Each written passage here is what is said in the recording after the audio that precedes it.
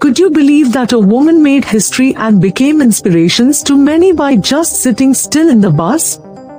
On Thursday, 1st December 1955, the 42-year-old Rosa Parks was commuting home from a long day of work at the Montgomery Fair department store by bus. Black residents of Montgomery often avoided municipal buses if possible because they found the Negroes in back policy so demeaning. Nonetheless, 70% or more riders on a typical day were black, and on this day Rosa Parks was one of them.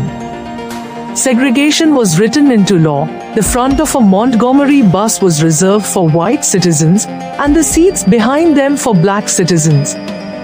However, it was only by custom that bus drivers had the authority to ask a black person to give up a seat for a white rider. There were contradictory Montgomery laws on the books. One said segregation must be enforced, but another, largely ignored, said no person, white or black, could be asked to give up a seat even if there were no other seat on the bus available.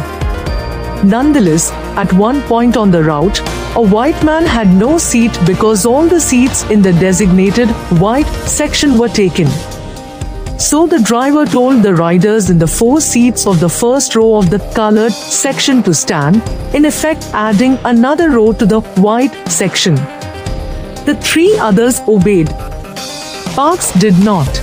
Eventually, 2 police officers approached the stopped bus, assessed the situation and placed Parks in custody. On 5th December, Parks was found guilty of violating segregation laws, given a suspended sentence and fined $10 plus $4 in court costs, neither of which she paid.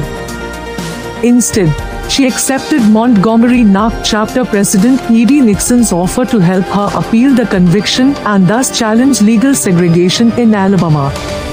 Parks knew that she was opening herself to harassment and death threats, but she also knew that the case had the potential to spark national outrage. Under the aegis of the Montgomery Improvement Association, led by the young pastor of the Dexter Avenue Baptist Church, Martin Luther King, Jr., a boycott of the municipal bus company began on 5th December. African Americans constituted some 70% of the ridership, and the absence of their bus fares cut deeply into revenue. The boycott lasted 381 days, and even people outside Montgomery embraced the cause. Protests of segregated restaurants, pools, and other public facilities took place all over the United States.